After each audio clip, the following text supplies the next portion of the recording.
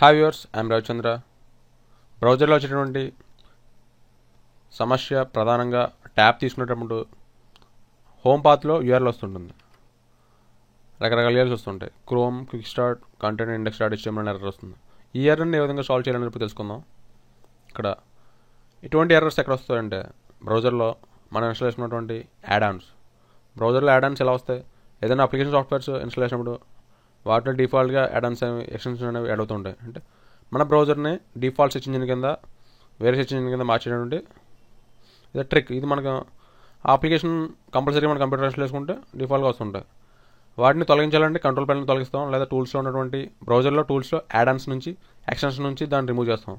ఈ రెండు విధాలుగా రిమూవ్ చేసినా కూడా రిమూవ్ కానటువంటి వాటిని ఏ విధంగా రిమూవ్ చేయాలని చెప్పి తెలుసుకుందాం. ఈ రెండు విధాలుగా ట్రై చేసాం ఆల్రెడీ. కంట్రోల్ ప్యానెల్లో దీనికి సంబంధించినటువంటి ఆప్షన్ ఏమైనా ఉందా చూసాం అన్ఇన్స్టాల్ ప్రోగ్రామ్లో, కానీ లేదు. ఇక్కడ chrome, quick start, content index HTML సంబంధించినటువంటి ఇన్ఫర్మేషన్ ఏం లేదు. నెక్స్ట్ టూల్స్లో ఉన్నటువంటి యాడాన్స్లో సంబంధించినటువంటి ఆప్షన్స్లో ఏమైనా ఉందా? ఆప్షన్స్లో జనరల్ ఆప్షన్స్ డిస్టోర్ చేసాం, ఏం మారలేదు. ట్యాబ్స్లోని సెర్చ్ ఇంజిన్లోని కూడా సెర్చ్ ఇంజిన్ మార్చుకున్నా కూడా ఏం మారలేదు. ఇప్పుడు మనం చేయాల్సింది ఏంటంటే ఇక్కడ మన బ్రౌజర్లోనే ఎడిట్ చేయాల్సి ఉంటుంది. బ్రౌజర్ని ఎడిట్ చేయాలంటే about configuration CONFIG about configure అని టైప్ చేయండి.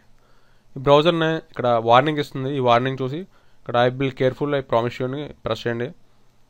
ఇక్కడ మనం సెర్చ్ చేసేటువంటి ఏంటంటే న్యూ ట్యాబ్ కదా, న్యూ ట్యాబ్ తీసుకున్నప్పుడే కదా మనకు వస్తుంది ప్రాబ్లం. న్యూ ట్యాబ్ URL అనేది ఇక్కడ కనిపిస్తుంది చూడండి. ఆ ట్యాబ్ URL ఏముందంటే ఇక్కడ యూజర్ సెట్ అనేది ఆటోమేటిక్గా ఇక్కడ సెట్ అయి ఉంది, chrome, quick start, content index HTML. ఇప్పుడు నేను దీన్ని రైట్ క్లిక్ చేసి మోడిఫై అనేది ప్రెస్ చేస్తున్నాను. ఇక్కడ అబౌట్ న్యూ ట్యాబ్ అని టైప్ చేయాలి. About new tab okay press చేయండి. ఇప్పుడు మనం ఒక ట్యాబ్ తీసుకుంటే బ్లాంక్ వచ్చింది కదా.